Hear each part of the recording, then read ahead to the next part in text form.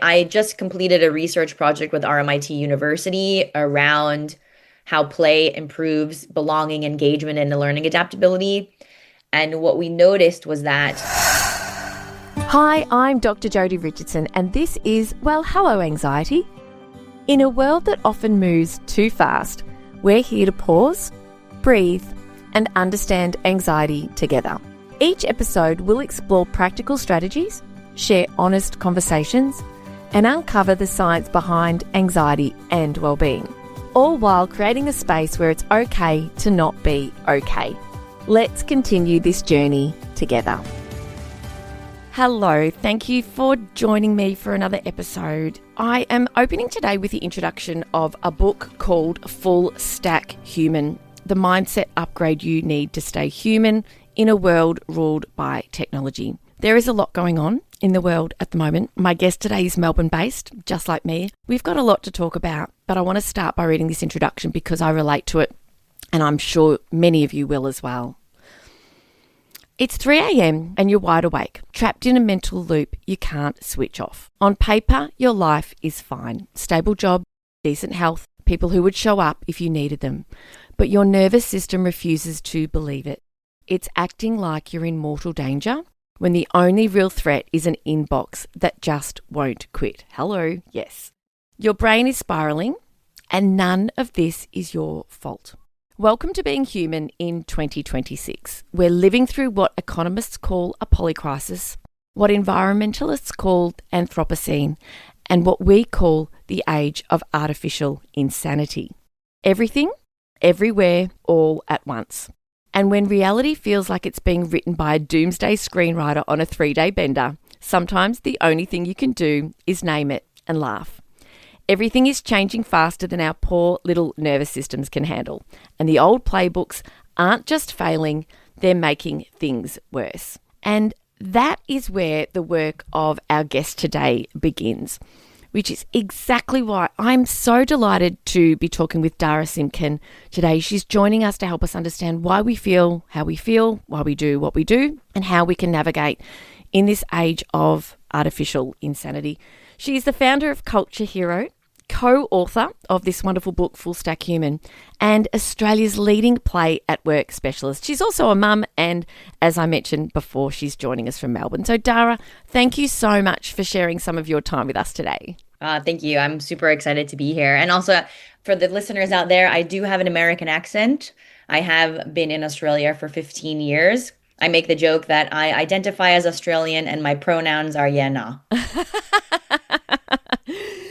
And that kind of like epitomizes what you're about, because you are about playfulness, you are about humanizing the workplace and really helping people be more adaptable. And so I know you spend a lot of time in workplaces, and as we're recording this, we're facing a fuel crisis. There are multiple wars overseas. There is a lot of uncertainty, a lot of financial stress.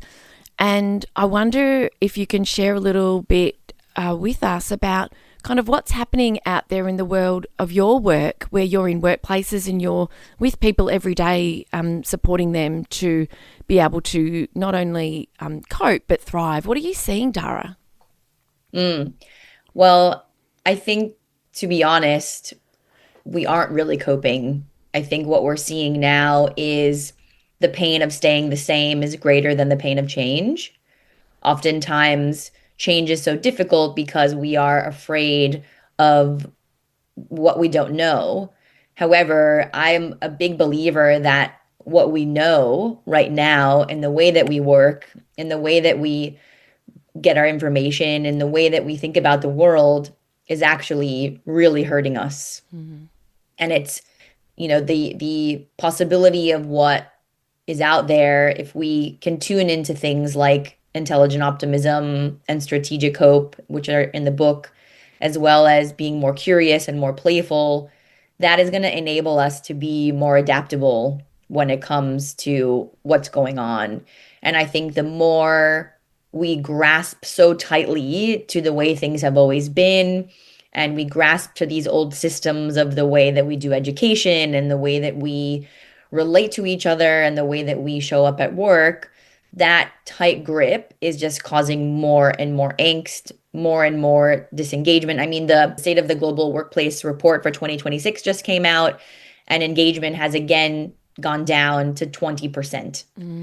And it is the lowest that it's been since 2020. And so we're in a crisis of human experience. And I think what we need to figure out is how do we connect to what we already embody and have within us that we have kind of buried under busy and buried under productivity and buried under success and achievement that is going to enable us to arrive in this moment in a place of sustainability and groundedness and humanness.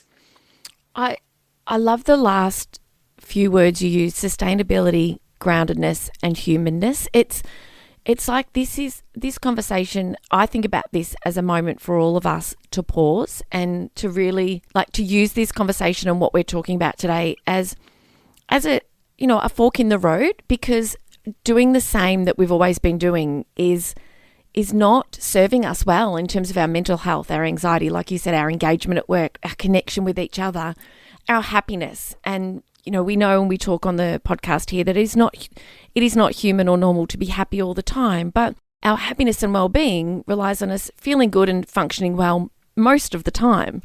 And yet we need to do something different. And one of the things you mentioned, or two of the things you mentioned earlier, were curiosity and play. And I wonder if some listeners are thinking, but I'm fighting so hard just to sort of, get through each day and put fuel in my car and put food on the table. And you mentioned curiosity and play as sort of almost like gateways to sort of make a difference. And I know this to be true, but help the listener understand how this can really make a significant difference rather than that tight-fisted holding on and just kind of digging in deeper. Yeah. How do we stop clenching our butts? Yes. Yes, please. I'm sorry, I could have framed it better. I love the way you framed it. No, we're white knuckling and butt clenching, basically. Yes, totally. I think what is a fundamental error in the current kind of zeitgeist around play is that it's something that it is a reward. That it's something that we do after the fact. When all the work is done and the chores are done and the whatever is finished, then I'm going to play. And I honestly think, speaking of butts, that is an ass backwards mentality of play. Because really, play is the mechanism for which we can be more grounded, present, sustainable in the way that we do things. Because we are in this constant state of fight or flight, the amygdala hijack where our cortisol is pumping. When we're in this constant state, it is making us less productive. It is making us not be able to do the things that we want to be doing. And so when we can just pause and find that sense of lightness in the things that we're doing, it's just going to shift the way that we start our week. So it's not about, I'm going to play on Saturday. It's like, how can I play Sunday night, Monday morning to set me up? Mm-hmm. And I understand that when we are fried, when we are frazzled, when we are anxious, depressed, whatever it is, because I've experienced those feelings myself. I'm a human being. Something that I've learned in the last 10 years of doing this work is that you cannot have play without despair. You cannot have light without dark. And I think the more that we can acknowledge the fact that we are this beautiful spectrum of feelings, that it makes the other side of things more accessible, like play. And so sometimes I think the best thing that we can do is seek out someone who is in a playful, curious place, because it is contagious. When someone laughs, you laugh. So how do you find that connection in someone else as your anchor to start to crack that door open for you? Because to try and be playful and curious by yourself, it doesn't necessarily work. I mean, of course, you can play, you could play solitaire, a card game, or, ask philosophical questions in the shower to yourself. But when it comes to feeling good as human beings, and obviously this podcast is very much about anxiety and mental health, like we need connection. We need connection. And so when we're trying to access play and curiosity, we can think about someone in our lives who is a playful, curious person in my life that's going to help me crack open a little bit. That's Yeah. going to almost be my player curiosity little shaman, to kind of guide me into that place because to try and do it alone is very, very difficult. Mm. And sometimes I think that we try to overbake or overcomplicate how to access this stuff within us, and it's not that difficult. And I think that a lot of it can really start with connection and community and escalate from there and how we access it for ourselves. You've just reminded me that last month, my friend and I went and did a surfing lesson at Urban Surf. And we are in our early 50s and we both wanted to learn how to surf. And we went and we did our 30-minute beginner's lesson and then an hour in the water. We wiped out, we laughed, we crashed, we stacked, we got up. We had the time of our lives. And I said, let's try to do something fun like this every month. And I realize now that this is our attempt because we're searching and yearning for more joy and adventure and play in our life. But what you just said is that it doesn't need to be something that's a one-off or on a Saturday afternoon, that it's something that we can integrate more. I know there's a famous quote, and you'll be able to quote it, but it's the opposite of depression isn't happiness, the opposite of depression is play. Yeah. So it's Brian Sutton Smith, who's a play theorist from the kind of mid 1900s. But he basically says the opposite of play isn't work, it's depression. And so I think that a big piece around this is permission. And we have to find a way to give ourselves permission to connect to that part of ourselves. Because when we are in a playful place, we are being authentic. We are being ourselves.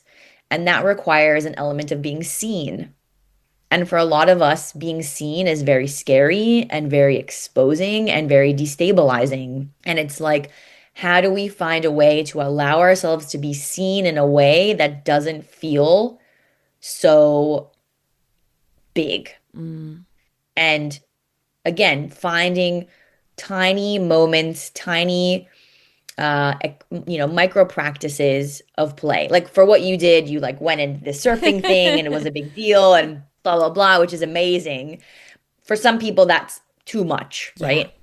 And so it's okay to start super small. And I think so much of the human condition is, again, that everything everywhere all at once. It's like, I'm going to be more playful. I'm going to like go and like take a clowning course or I'm going to, join Oz Circus or whatever it is. And it's just like great enthusiasm, amazing. Take a breath and let's find something that is accessible for you in this current moment that you're in so that you can get positive feedback and want to do it again. Because if you go and you try an improv course or you go and do the surfing and you fail and you don't have a great relationship with failure, it's going to hurt you more than it's going to help you. Yeah. So it's like you need to find those tiny moments of this positive feedback loop where you can do something that's accessible, that's going to crack you open that little bit to go, oh, that felt really good. I want to do that again. And I love what you said about creating habits. I just completed a research project with RMIT University around how play improves belonging, engagement, and learning adaptability. And what we noticed was that play is like rocket fuel. Like when you get into play, it's like you're present, you're in flow, you're connected. It's like it boosts so many parts of us. It releases dopamine, oxytocin, serotonin, endorphins. It's like this rocket fuel for being an energized human. But then, however many weeks later, we reached out to these people again, and they were just back to baseline. And so, we can't have these huge one-off experiences that are meant to be life-changing and then not have an integration plan. And I think, we're in this kind of experience economy right now when I think there's a real fundamental need for an integration economy.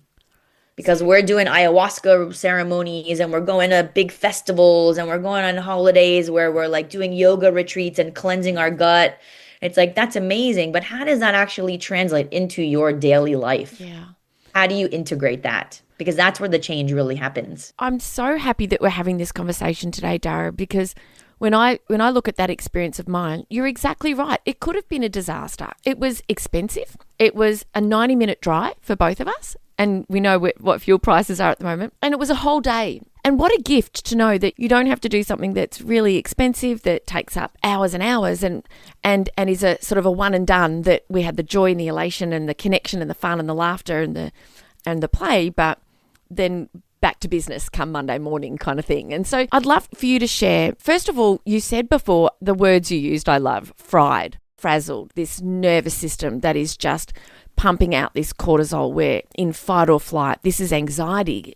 This is this is a nervous system that a lot of listeners are kind of like living in, or is activated every what feels like every minute of every day. Can we start by talking about why our nervous system and our amygdala, which is kind of the seat of this anxiety response, is reacting the way it is, and the kind of how play can kind of shift our nervous system state. And then I want to talk about some of the ways we can start to integrate these habits into our day.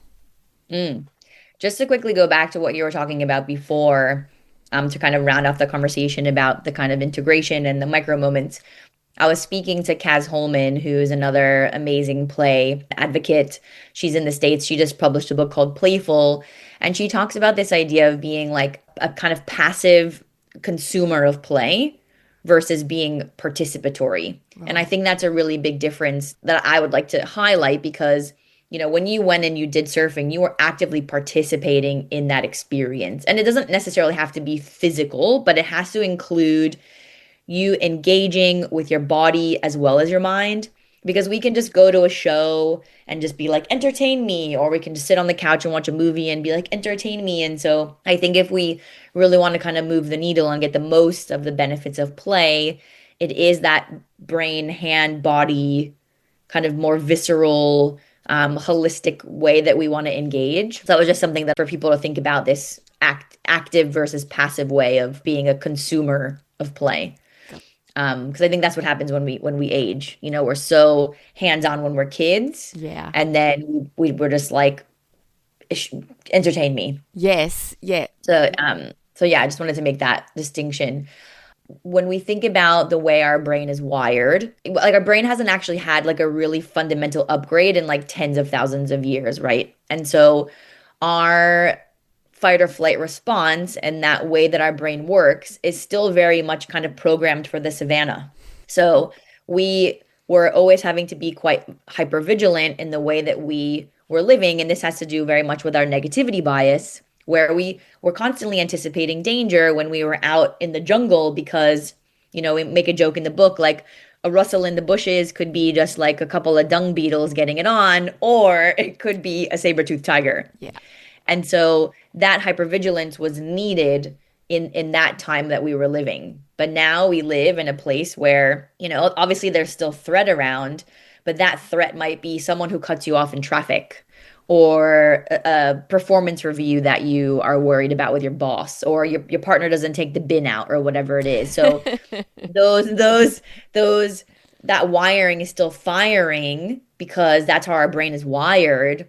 But the severity of the threat of what it used to be, which was life or death, is no longer the case. So we're still treating threats in our modern day society as life or death. And that's why we cortisol, our stress hormone cortisol, is pumping through us. We feel overwhelmed. We feel super frazzled. So what we talk about in the book is really starting to understand the way that your nervous system and your brain is wired, and also the way that we relate to change. So a lot of times we feel very anxious because we're projecting ourselves into a future that doesn't exist. From my understanding of the mental health kind of work and research that I've done, depression can be very much kind of living in the past, dwelling on things that have occurred. Anxiety is that sort of future projection of the unknown. And that has a lot to do with change. Things are changing. I don't know what's going to happen. And so when we think about the way our brain is wired, there's amazing research that come out of Harvard from Robert Keegan and Lisa Lahaye, who have done more than 30 years of adult development research. And they have this framework, which we talk about in the book, immunity to change. And so basically, our brain is wired to evolve and grow fundamentally, like to sow our seed and keep going and evolve as a species. And we also are wired to not die. Yeah. So we've got, let's go, foot on the accelerator. I want to evolve. I want to be the best version of myself. And foot on the brake. I don't want to die, which creates this immense amount of psychological tension within us. And look, like a human being, and we were talking about, kind of dark and light and this paradox of humanity of yin and yang, like it's prevalent in every layer of our existence, right? And so this is just another kind of fundamental psychological yin and yang that exists internally. I want to grow and I don't want to die. And so oftentimes, depending on where we are in our lives, one can be louder than the other, right? But what we need to understand is that those things exist paradoxically within us. And so when it comes to this, I don't want to die fear, it's like, again, those psychological threats. I don't want to fail. I don't want to look incompetent. I don't want to be exposed. I don't want to be seen as wrong or whatever it is. Those psychological threats are treated as I don't want to die. And so with this immunity to change framework, it's really about going under the hood, and seeing, okay, I want to start a diet on Monday. And I just, it's impossible for me to eat healthy. Yeah. And so it's like, okay, well, what are the behaviors that you're doing that are keeping you from eating healthy? What are you doing or not doing? And really like digging a little bit deep into that. Then what are your fears and worries that are driving that behavior? Because oftentimes we take behavior at face value. It's a discipline problem. I just don't have enough willpower, which is not the case, right? We have fundamental fears and worries that are likely programmed from our childhood, Yeah. right? That are running in our subconscious, dictating these behaviors. Yeah. Then, even below that, below those fears and worries, are assumptions that we are making about ourselves and the world at large, which is again something that we take from our cultural programming and our pre-programming as children. So once we can really dig into our assumptions, like what am I assuming about myself? I'm assuming that I am not worthy of feeling good because of my relationship with my dad, and again, it's sort of doing your own psychological dig around how you view the world. And oftentimes we just don't take the time as individuals to think about what we've inherited from our family, our upbringing, our school, our friends, our culture, our religion, our whatever it is. And so a huge part of the book is trying to create this recognition or redemption from like, this is not just me. I'm carrying a backpack of societal norms and expectations that have been thwarted on me based on my socioeconomic status, my schooling, my family, my history, etc. So it's up to us to have that desire, curiosity, and agency to figure out what that is and then decide if it's serving us or not. And that takes a lot of self-reflection. And, in the book, we talk about achievement addiction or achievement syndrome, which is what's our relationship to achievement, to success? I'm a gross high achiever, right? And that's because I've done a lot of therapy, and the fact that I was never validated as a kid. I have late diagnosis ADHD, and so I was always too much, too loud. I was irresponsible. I was a brat, and so what I did with that was I went into school and I was the teacher's pet and I got great grades and I had heaps of friends and my friends' parents loved me. And I've taken that into my professional life. I've won a $3 million contract and I've bought my own house and I've moved to the other side of the world by myself and I've written a book and I've run my own conference. And I wrote this book with Tane for myself. Yeah. And that's something that I really realized was I am this. It wasn't until really digging deeper into this idea of achievement addiction and how we tie our identity to our successes that it was a real aha moment for me in my own life. And I know that there will be a lot of listeners who are nodding and I I am relating. And I've always tried to work out why I've so driven to achieve. And I've had lots of therapy, but we never got there, Dara. We talked about a lot of other things. Mm. And even now at 52, I've been thinking, what's next? And I think the reason that I related so much to the book is because you said something before about the backpack that we carry, that it's not me. We've got this backpack of expectations and drivers and beliefs. And I think what is also true is that we're all struggling with the same things. Despite what's in our backpacks, we're all struggling in similar ways. And I think that that's what's so relatable.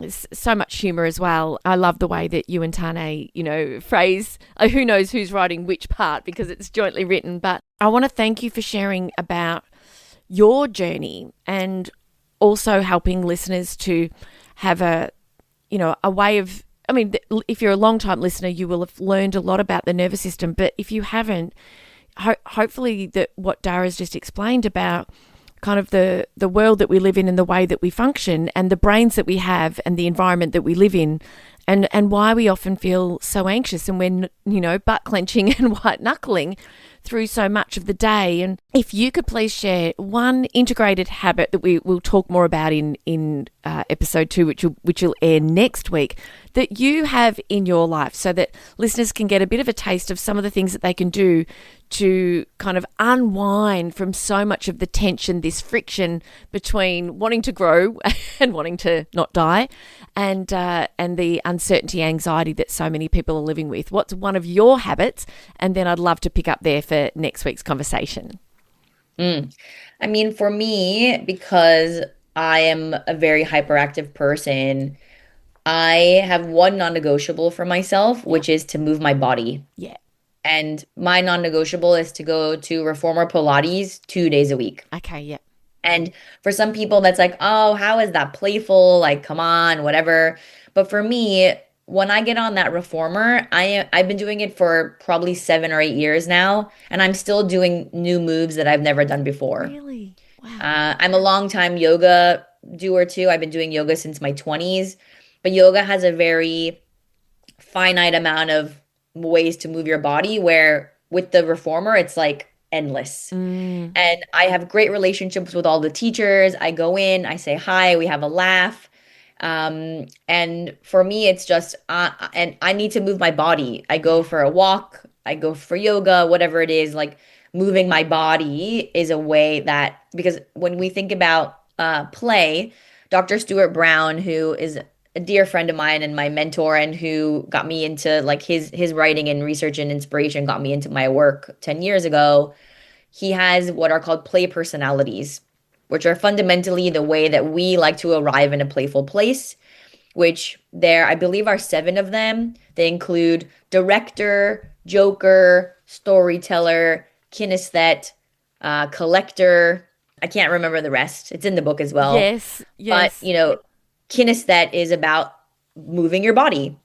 And so sometimes I think we have to not have such a myopic view of what play is, because we are built to play and built through play. And the way that each and every one of us plays, we have like our own play fingerprint, right? And what I think is playful is not going to be what you think is playful, and so on and so forth. So I think when we can broaden our view of what it means to be playful, whether that's connecting with people, whether that's being in flow, whether that's trying something new, whether that's experimenting, whatever it is, I think when we allow ourselves to step out of this idea of play as like fun and games and sports and dogs and babies, like that is such a small window of what play actually means fundamentally from an evolutionary perspective of being a human being. It creates more opportunity to go, oh, okay, that's what it is. And so my invitation for anyone listening is to figure out what your play style is. What is something that lights you up? And if you go, oh, I don't know, I'm anxious, I'm depressed, whatever it is, if you're having mental health challenges, think about what you liked doing as a kid And that for you can be a red thread into what might be true for you as an adult, you know? And maybe, you rode horses as a kid and that's not really possible for you as an adult. Maybe you go and you try equine therapy, or you just find somewhere where you can see horses, or you know what I mean? Yeah. Just like trying to be a little bit more of a detective for yourself and go, what does play, because play is like love. It's very hard to define. Yeah. We all experience it, but when it really comes down to giving like a defined definition of play, it's so subjective. So it's an individual experience that I invite people to, number one, give themselves permission to play Yeah. and find that red thread that they can follow that is low stakes, low effort, that is just going to be that little micro opportunity to feel joy, Oh. feel lighter, feel more open, feel more grounded in yourself. And the reflection on what gives you that experience day to day now is a window into what's playful for you. And you've opened my mind up to play in a way that I never anticipated, Dara. I hope that as a listener, you're starting to realize that play means so much more than a board game or playing with toys with kids or running around the backyard with your dog. It's like you said, Dara, that we come to play in different ways, and understanding ourselves is really a really beautiful way to get a step forward into kind of what's going to be able to give us more peace, more play, more lightness. We all want more of that. So Dara, thank you for sticking around with me for another episode. There's so much more to talk about. And for you as a listener, I think that's a really beautiful invitation that Dara has left us with for the next week, is to think about what has brought you joy and what felt really playful in childhood, and how can you bring even just a little thread of that into today. So can't wait to be back with you next week to talk more with Dara Simkin. Thank you so much for joining us. And Dara, just for listeners who are keen to get their hands on a copy of the book, can you let us know where they can find yours and Tane Hunter's book, Full Stack Human? Where's it available? Yeah, it's available at every major online retailer. So you can get it on Booktopia, on Amazon. They've got it at Dimmicks. If you're traveling, it'll be at one of your local airports in Australia. You can get it from Readings. You can go to your local bookstore and say, hey, can you order this book in? That's always a great little plug for an author. And if you want to find out more about the book, you can just go to fullstackhumanbook.com. Ah, amazing. Dara, thank you so much for sticking around.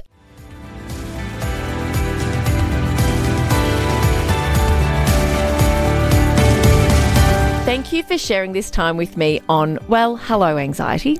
Remember, understanding anxiety is the first step to managing it. Until next time, be gentle with yourself. Take things one moment at a time. Focus on what you can control and know that you are not alone on this journey. If you found value in today's episode, please share it with someone who might need to hear it too. I'm Dr. Jodi Richardson, and I'll meet you right back here next week. Your child or teen's anxiety doesn't come with a guidebook, but this comes close. I created the Anxiety Toolkit for Parents, a 70-card deck to support parents of anxious children and teens. These cards help you understand what's at the heart of anxiety, how it shows up for your child, explore calming strategies that work, and learn what truly helps and why. You can think of these cards as my help in the palm of your hand. Find your deck at drjodirichardson.com.